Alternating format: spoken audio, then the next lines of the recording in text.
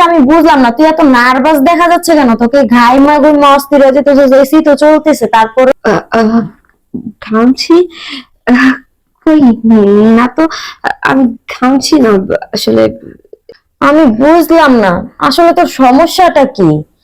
বাসায় আসা পর্যন্ত তো তুই ভালোই ছিলি, এখন এরকম নার্ভাস হয়ে যেতেছিস, এমন অস্থির হয়ে যেতেছিস চলে যাওয়ার জন্য। কি হয়েছে বলতো আমাকে? আমার ইম্পর্টেন্ট কাজ আছে, আমি যাই রে। হ্যাঁ আমি যাই। আরে শোন, তুই কোথায় যাবি? আমি তো তোকে বললাম আচ্ছা ঠিক আছে সারাদিন তুই সন্ধ্যাবেলা যাই, যে আমি তোকে আজকে দিনটা রাখতে চাইছিলাম, যেহেতু তুই থাকবি না, চল ভিতরে যাই, আমরা কিছু কথাবার্তা বলি। আর যেই কথার জন্য আমি তোকে আনছি এই কথা তো বলাই হলো না, বল।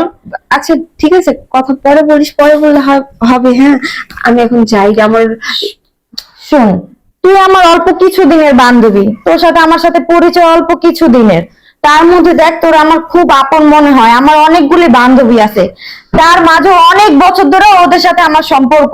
আর তোর তো কিছু দিনের সম্পর্ক, তাদের চাইতে তোর অনেক কাছের মনে হয়, অনেক আপন আপন মনে হয়। মনটা চায় যে মনে দুই একটা কথা তোর সাথে শেয়ার করি।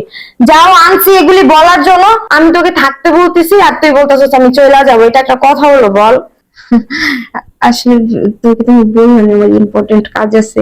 আমার কাজটা যদি হঠাৎ করে মনে না পড়তো তাহলে আমি থেকে যেতাম। দেখ আমি থাকতে পারবো না, আমি যাই রে। তোকে বললাম সারাদিন থাকার জন্য, তুই থাকতে পারবি না। আচ্ছা ঠিক আছে, তো